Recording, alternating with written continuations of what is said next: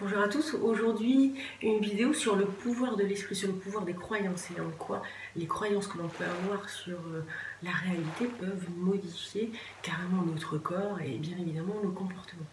Alors deux expériences pour ça, deux expériences scientifiques pour démontrer à quel point le pouvoir de l'esprit est important. Une première qui a été menée aux États-Unis sur une quarantaine de patients, sur lequel on a posé un plâtre sur tout le bras, et donc pour 20 d'entre eux, on a demandé à ce qu'ils fassent comme s'ils pouvaient muscler leur avant-bras. Et pour les 20 autres, on n'a pas donné de consigne, tout simplement.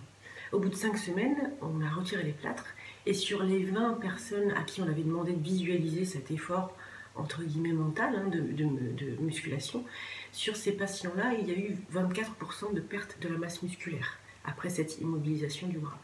Et sur les 20 autres personnes à qui on n'avait pas donné de consigne particulière, il y a eu 45% de perte de la masse musculaire. Donc un écart de 50% entre les deux. Le simple fait d'avoir demandé aux personnes et d'imaginer qu'elles se musclaient avait suffi à réduire la perte de la masse musculaire. Assez bluffant. Autre expérience qui a été menée en 1983 sur 400 patients cancéreux à qui on a prescrit un traitement chimiothérapique, entre guillemets, parce qu'en fait c'était un placebo, mais ni les médecins ni les patients n'étaient au courant. En leur donnant bien comme consigne à ces gens-là, ou tout du moins comme explication, que ce traitement contre leur cancer allait générer une perte de cheveux et très certainement beaucoup de problèmes intestinaux. Résultat des courses, après un certain temps, 30% des patients ont effectivement perdu leurs cheveux et 54% d'entre eux ont eu des vomissements réguliers durant le traitement.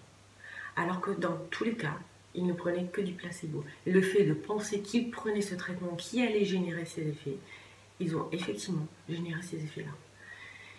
Tout ça pour dire que effectivement, le fait de croire en quelque chose modifie considérablement notre comportement.